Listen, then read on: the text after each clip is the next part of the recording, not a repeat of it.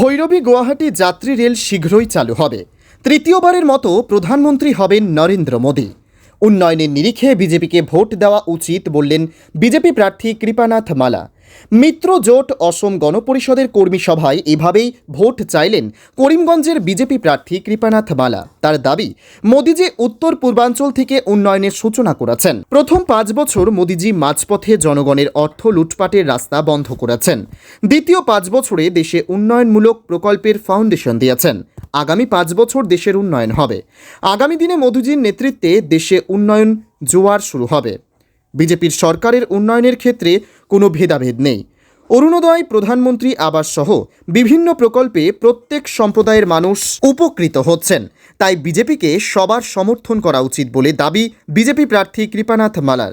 এখন উঠে যাওয়া ট্রেনে কালকে সকালে গুয়াহাটি হয়ে যাই, কত ইজি হয়ে গেছে।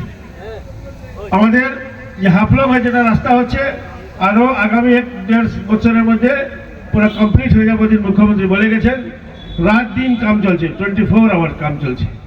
এটাও 1 বছরের মধ্যে কাজ হয়ে যাবে। এই লাইনটাও আমরা পেয়ে যাব, কারণ মেঘালয় হয়ে গেলে অনেক অসুবিধাও হয় রাস্তাঘাটে।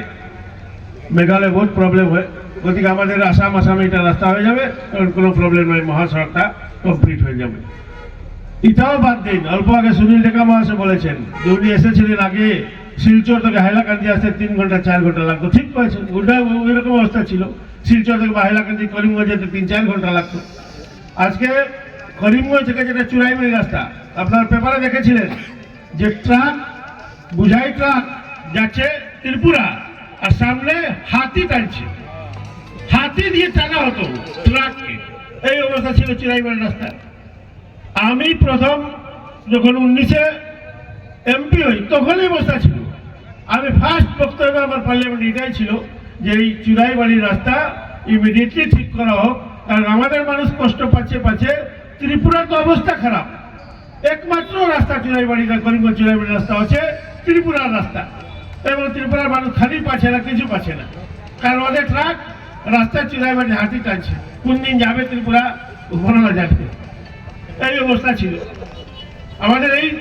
এই রোডটার সামনে যে বাইপাস ছিল, পুল একটা, এটা অনেক দিন থেকে ছিল।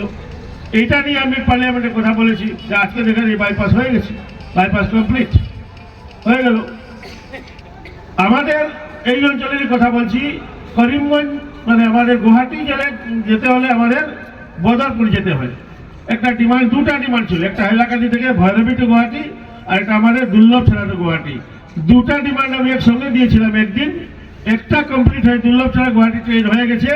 ইমিডিয়েটলি ভৈরবী টু গুয়াহাটি ট্রেন হবে, খুব তাড়াতাড়ি হয়ে যাবে। এটাও আমি রেলমন্ত্রীর সঙ্গে কথা বলেছি যে আমি তো আমার প্রার্থী আপনারা দিয়েছেন, আমার 2টা ডিমান্ড ছিল, এটা দুর্লভ ছাড়া ভৈরবী থেকে, আমার করিমগঞ্জটা দিয়ে দিয়েছেন, আমার বাড়ি এটা ওখানে, আর এখানে আমার বাড়ি নেই, কিন্তু সমষ্টি আমার। এখানে দেননি আপনারা, তো মানুষ তো আমাকে উল্টা বলছে যে আপনি আপনার ঘরে দিয়ে গেলেন, আমরা পাইনি। এটা আমি পরশুদিন ডাইরেক্ট কথা বলেছি। উনি বললেন কৃপা ভাই চিন্তা মত করো, অভি হয়ে যায়গা, क्या চিন্তা है, নরেন্দ্র মোদী है तो सब कुछ होगा। এটাই হয়ে যাবে। ডেভেলপমেন্ট যেভাবে হচ্ছে, এবং ডেভেলপমেন্টটা উনি বলেছেন সবকা সাথ সবকা বিকাশ। আজকে দেখুন, আগে ইন্দিরাবাস আমরা দেখেছি, আমি বিধায়ক অনেক আগে থেকে আছি, 2003 থেকে, তখন ইন্দিরাবাসই ছিল। আমি দেখেছি একটাও ইন্দিরাবাস কমপ্লিট হয়নি, কারণ ওই যে সিস্টেমটা যেটা মোদীজি ঠিক করেছেন, এই সিস্টেমটা খোলা ছিল, লিকেজ।